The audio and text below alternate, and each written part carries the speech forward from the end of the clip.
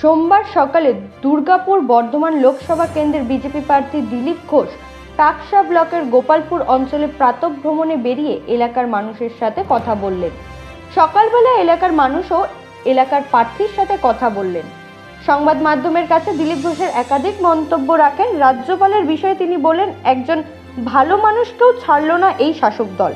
এর সাথে তিনি জানান, মমতা বন্দ্যোপাধ্যায় এবং অভিষেক বন্দ্যোপাধ্যায় এই জেলার পড়ে রয়েছে শুধুমাত্র তার ভয়ে। সন্দেশখালীর বিষয়ে তিনি বললেন, আসল সত্য বেরিয়ে আসবে একদিন না একদিন।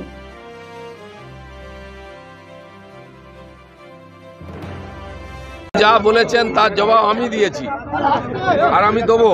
জানি না কার কোনো মান সম্মান আছে কিনা আমার নেতা সম্বন্ধে। শুধু তাই না, দেশের রাষ্ট্রপতি, প্রধানমন্ত্রী, গৃহমন্ত্রী এদের সম্বন্ধে যে শব্দ প্রয়োগ করেছেন ওনারা, দিলীপ ঘোষ তার কটা জবাব দিয়েছে, আগামী দিনেও দেবে। কারণ আমার এটা দায়িত্ব পড়ে বিরোধী পার্টি হিসাবে এই ধরনের ছোট লোকের রাজনীতি বন্ধ করতে হবে। কতটা স্বতঃস্ফূর্ততা রয়েছে? অমিত শাহ এসছে গতকাল দুর্গাপুর, দেখতে পাবেন আজকে সভা হলে। মমতা ব্যানার্জিও রয়েছেন তার পাশে। মমতা ব্যানার্জি দিলীপ ঘোষের পেছন ছাড়েন না। আমি জঙ্গলমহলে ছিলাম, ওখানেই থাকতেন দিন রাত দিয়ে। আজকে বর্ধমানে এসেছি, এখানে পিসি ভাইপো দুজনে লেগে পড়েছে, হেলিকপ্টার পর্যন্ত রেখে দিয়েছেন। বুঝতে পেরেছেন টেনশনটা কোথায়। আমি ভোট হয়ে গেলে এখান থেকে বেরোবো, তখন দেখবেন। প্রধানমন্ত্রীকে তুই বলছেন, হয়ে গেছে চলুন, রাজভবনে বয়ান না দেওয়ার নির্দেশ, কারণ যেহেতু পুলিশকে সহযোগিতা করেন। ঠিক আছে, হয়ে গেছে। চলো, পশ্চিমবাংলায় এত নিচে কখনো কেউ নামেনি। যারা এই ধরনের রাজনীতিকে নিয়ে এসছে, তাদের স্তর, তাদের রাজনীতির স্তর মানুষের অধিকারকে বঞ্চিত করে, লুটপাট করে বাঁচার জন্য এই ধরনের ঘৃণ্য কাজ করছে। যদি চক্রান্তের সঙ্গে যুক্ত হয়, করতে পারেন। আজকে রাজভবনে সিকিউরিটি দিতে হচ্ছে সেন্ট্রাল ফোর্স দিয়ে।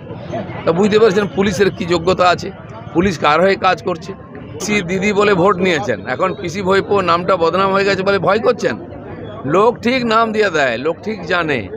আমরা খালি বলছি না, সারা সমাজ বলছে। সোশ্যাল মিডিয়া দেখুন কি বলে বলছে।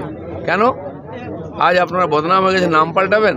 পার্টিরও নাম পাল্টাতে দেখুন। হোর্ডিংয়ে কোথাও টিএমসি লেখা হচ্ছে না, খালি ঘাসফুল দেওয়া হচ্ছে, কারণ টিএমসি পার্টিরও বদনাম হয়ে গেছে। তাদের জেলা সভাপতি উত্তর 24 পরগনার সন্দেশখালী যেখানে আছে, কি বলেছে, লোকের কাছে গিয়ে ভোট চাইতে আমাদের লজ্জা করছে। এমন কাজ করেন কারণ যাতে লজ্জিত হতে হয়। মুখ্যমন্ত্রী থেকে নিচে অবধি সবাই লজ্জিত। আজকে সততার প্রতীক কি তাহলে এখন নেই? সততার প্রতীক দেখেছেন কোথাও? কালিমার প্রতীক, দুর্নীতির প্রতীক হয়ে গেছেন। ওই হাওয়াই চটি, সাদা শাড়ি, আজ দুর্নীতির প্রতীক। মহিলা করেন, মহিলাদের সম্বন্ধে এই কথা বলছেন ওনারা। কে মহিলাদের অপমান করছে? আজকে যারা, ওটাও নাটক একটা, ওখানেও কনস্পিরেসি করা হয়েছে বাঁচার জন্য। 4 মাস 5 মাস লেগে গেল সত্য উদ্ঘাটন করতে। যদি সত্য হয়, সত্য তো ওখানকার মহিলারা বলছেন। একজন মহিলাকে কেনা যায়, দুজনকে কেনা যায়।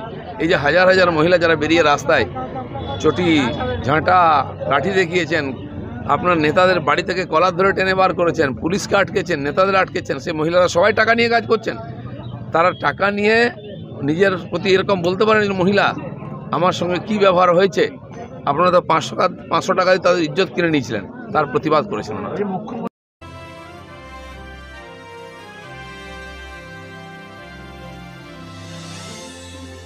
Bureau report, royal Bangla TV.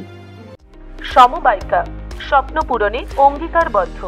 সহজ উপায়ে আপনার ঘরের স্বপ্ন পূরণ করুন সমবায়িকার হাত ধরে, কিস্তিতে এবং অগ্রিম বুকিং এর মাধ্যমে। সমবায়িকা, তিনবাত্তি মোড়, শিলিগুড়ি। আজই কল করুন 7601829172 এই নাম্বারে। এছাড়াও কল করতে পারেন 8617037678 এই নাম্বারে।